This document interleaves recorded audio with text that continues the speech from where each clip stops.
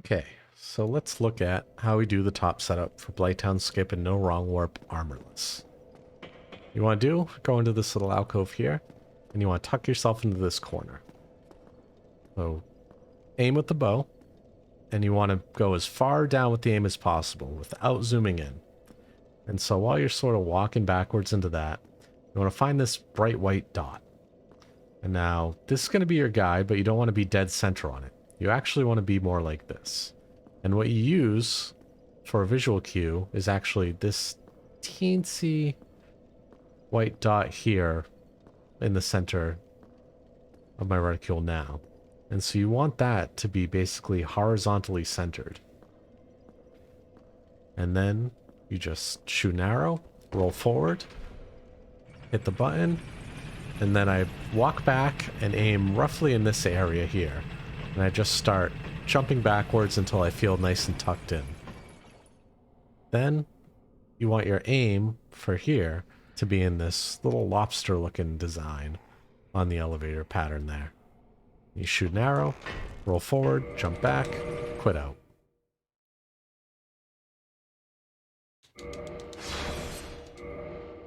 Now there's a couple different ways you'll land when you quit out here. And depending on which one you get, you're going to have a different aim setup on this next part. So I'll attach some images below on the video to show you what it looks like both ways. I don't really even pay attention to whether I had a slide at the bottom or not. It just depends on what kind of aim I get here. So you want to zoom in all the way. Again, bring the aim as far down as you can. And then look for this blotch. This little blotch right there. Now, if this is as far as you can aim down, then you want it to look like this, where I basically have the inside edges of those diagonal lines right on the right side of this blotch. Now, if it goes lower than that, you know, say, and not by very much, but basically the diagonal line that goes from the center up to the top right, if that's where the bottom part of that blotch is when you aim all the way down, then you can't aim like this. And instead, you want to bring the aim over like this onto these three triangles here. These three dark spots. Go down all the way again and just get it on the right side of those two dots. Like so.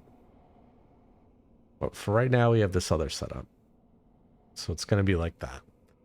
And here, what you want to do is jump back, roll back, undo the zoom, roll forward, and jump back again. So jump back, roll back, undo zoom, roll forward, backstep. Just like that. And then you can unequip the bow and do the Seamwalk part.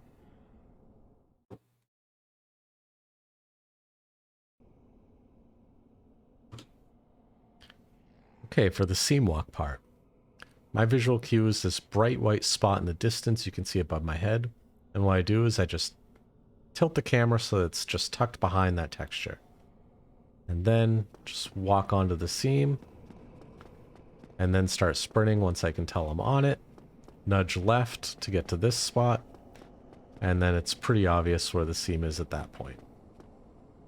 And it'll end a little further up here.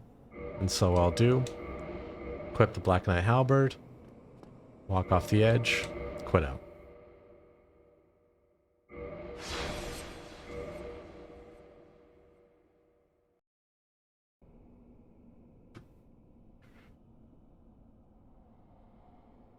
So my goal is to get on the seam and not start sprinting unless I see my body was kind of hidden there.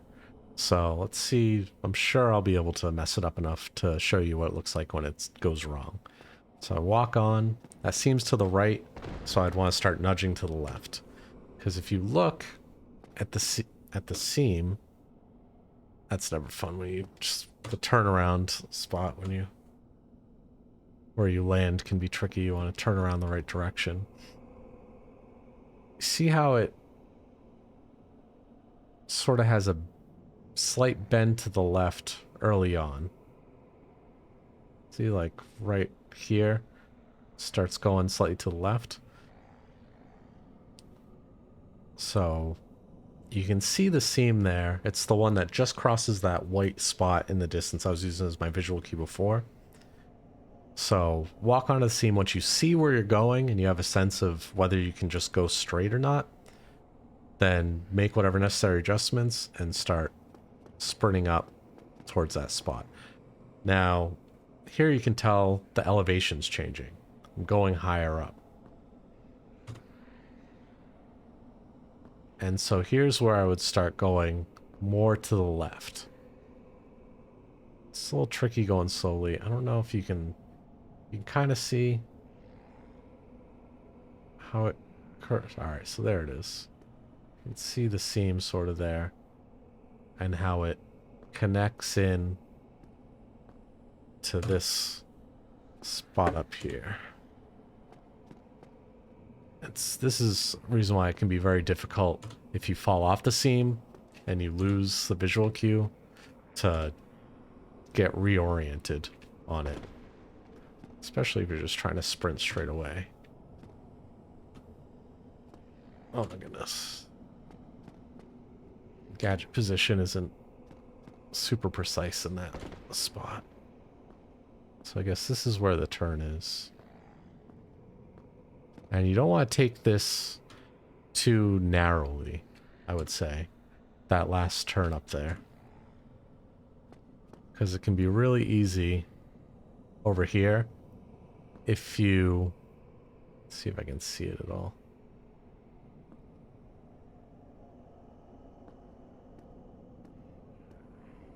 You have more room for error if you take it to the outside, like to the right. Ideally, you're dead center, but if not, it's real easy to fall off to the left there trying to get on it. Like, when you're running up, it just takes a little bit. Whereas if you're wider, then it's slightly more forgiving. So you can have just like basically your left foot on there, and so much of your body can be off there. So I try to take it slightly. If I'm gonna be off at all, I'd rather be off to the right. And so at this point, this is basically the only spot I use my camera. I just nudge it straight. And usually around this time, I'm running out of stamina. So during that final walk spot, I'll just equip the BKH and quit out.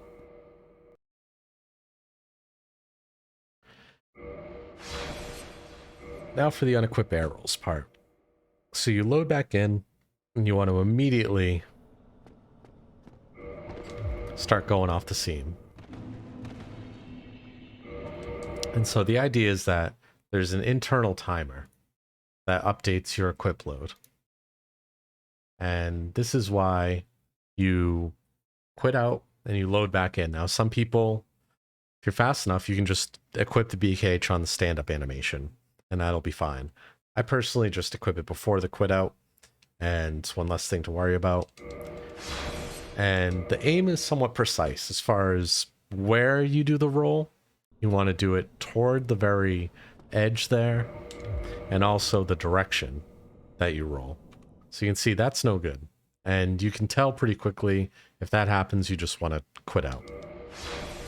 So usually the things that go wrong are you didn't go over to the right spot, which is slightly to the left there.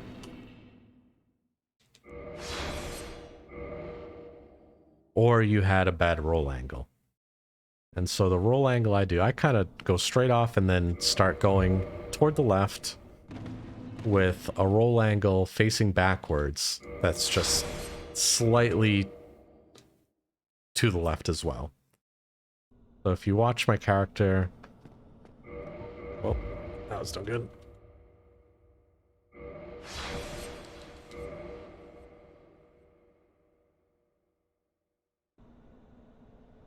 slide down, go to the left.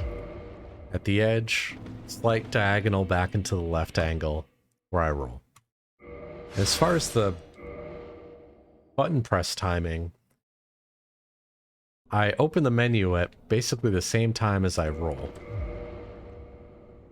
And what you want to do then is the menuing to unequip. So you're rolling, you open the menu, there's that slight menu delay, right, open, unequip, close menu, and start spamming roll.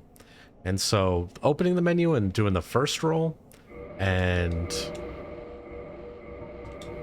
closing the menu and starting to spam roll can be pretty much simultaneous button presses, because you have to unequip and start rolling in the time it takes to do that initial mid-roll to be able to get the chained air rolls. And so it takes some practice. Might be worth practicing equipping and unequipping in isolation. But this is actually one of the easier parts of this whole skip once you start getting it. So good luck.